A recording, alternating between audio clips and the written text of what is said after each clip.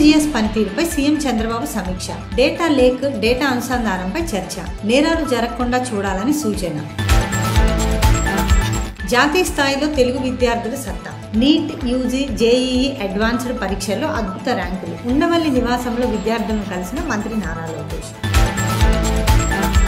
AP high court జడ్జిగా justice Bhattu Devanand నియామకం. Telangana high court నూతన ప్రధాన న్యాయమూర్తిగా అపరేష్ కుమార్ సింగ్.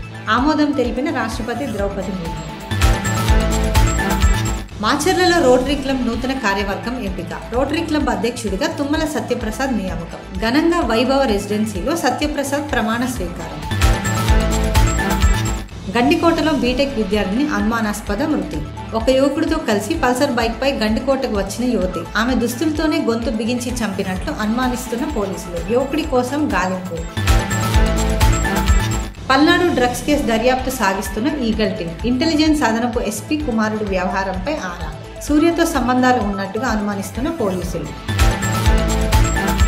ఒడిశాలో లెక్చరర్ వేధింపులు భరించలేక విద్యార్థిని ఆత్మహత్య. ఇది బీజేపీ చేసిన వ్యవస్థీకృత హత్య అన్న రాహుల్ గాంధీ. నిందితుడిని కాపాడేందుకు బీజేపీ వ్యవస్థ యత్నిస్తోందని ఆరోపణ. ముంబై పేలుళ్లకు సంజయ్ దత్ను నిందించిన మాజీ న్యాయవాది ఉజ్వల్ నికం. ముంబై పేలుళ్ల కేసులో ప్రభుత్వ స్పెషల్ ప్రాసిక్యూటర్గా ఉజ్వల్. సంజయ్ దత్ సమాచారం ఇచ్చి ఉంటే పేలుళ్లు జరిగేవి కావన్న ఉజ్వల్. మధ్యాహ్నం బాంబులు పేలుతాయని బాంబే స్టాక్ ఎక్స్చేంజికి బెదిరింపు. ఈ రోజు 3 గంటలకు పేలుళ్లు సంభవిస్తాయని మెయిల్. ఎక్స్చేంజి కార్యాలయంలో తనిఖీలు చేపట్టిన బాంబు స్క్వాడ్.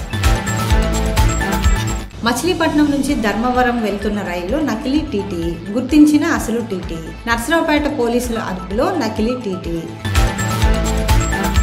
హైదరాబాద్లోని ఓ ఇంట్లో బయటపడ్డ అస్థిపంజరం. స్థానిక యువకుడు తీసిన వీడియోలతో వెలుగులోకి వచ్చింది. విచారణ ప్రారంభించిన పోలీసులు.